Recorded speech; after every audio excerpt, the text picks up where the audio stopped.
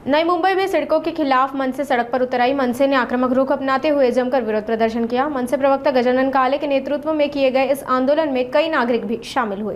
नई मुंबई में विभिन्न स्थानों पर सिडको के माध्यम से सस्ते मकान उपलब्ध कराए गए हैं। हालांकि मनसे ने आरोप लगाया है कि सिडको द्वारा घोषित मकान आम आदमी के पहुंच से दूर है। इसके साथ ही सिडको ने मकान पाने वाले नागरिकों ने भी अपना गुस्सा जाहिर किया है। सिडको पर आम लोगों को धोखा देने का आरोप लगाते हुए मनसे ने सड़कों पर उतरकर वाशी के छत्रपति शिवाजी महाराज चौक पर मानव श्रृंखला बनाकर विरोध प्रदर्शन किया। विरोध प्रदर्शन का नेतृत्व मनसे नवी मुंबई शहर के अध्यक्ष और प्रवक्ता गजानन काले ने किया। मनसे ने चेतावनी दी है कि सिडको जल्द से जल्द उनकी मांग मान ले और मकानों की कीमतें कम करे, अन्यथा आंदोलन तेज किया जाएगा। आम्ही गेल्या अनेक दिवसांपासून हे सांगतोय, घरांचे दर कमी करा। जी काय 26,000 घरांची लॉटरी काढलेली आहे सिडकोने। स्वतः सिडकोला हे कळायला हवं, 1.5 लाख अर्ज आले ज्यावेळी आपण किमती जाहीर केल्या नव्हत्या। किमती जाहीर केल्या गेल्या ह्या 1.5 लाखांमधले फक्त 22,000 लोक राहतात आणि 22,000 लोकांमधले सुद्धा 8,000 लोक ज्यांनी चॉईस दिला नाही त्यांना तुम्ही घरं दिलीत। म्हणजे थोडक्यात फक्त 16,000 लोकांनी प्रतिसाद दिलाय। आज त्या 16,000 लोकांची सुद्धा इच्छा आहे की या घरांचे दर किमान 20 ते 25%। सन्माननीय अध्यक्ष त्या तत्कालीन सिडकोचे संजय शिरसाट यांनी त्यावेळी घोषणा केली होती की हे दर किमान 20 ते 25% कमी होतील। मात्र त्यांची उचलबांगडी झाल्यानंतर आता सिडको हात वर केलेत आणि राज्य सरकारने हात वर केलेत।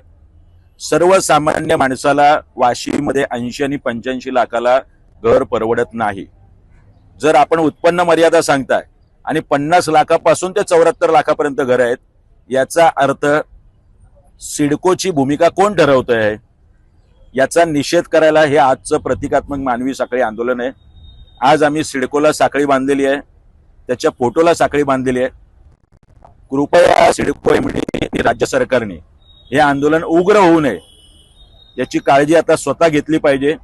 उद्यापासून आम्ही प्रत्येक 550 पोस्टकार्ड राज्य सरकारला आणि सिडकोला पाठवणार आहोत आणि येत्या 8-10 दिवसात जर हे दर कमी नाही झाले तर इंजेक्शन मोर्चा सिडको भवनवर निघेल, एवढं मात्र नक्की। फसवणूक हे प्रत्येक वेळी गृहीत धरणं सिडको सोडतधारकांना आणि सर्वसामान्य माणसाचे पैसे वाया घालवणं। 700 कोटी रुपये हे करून आपण कंपन्यांना हे मार्केटिंग आणि सेलचं देत आहे।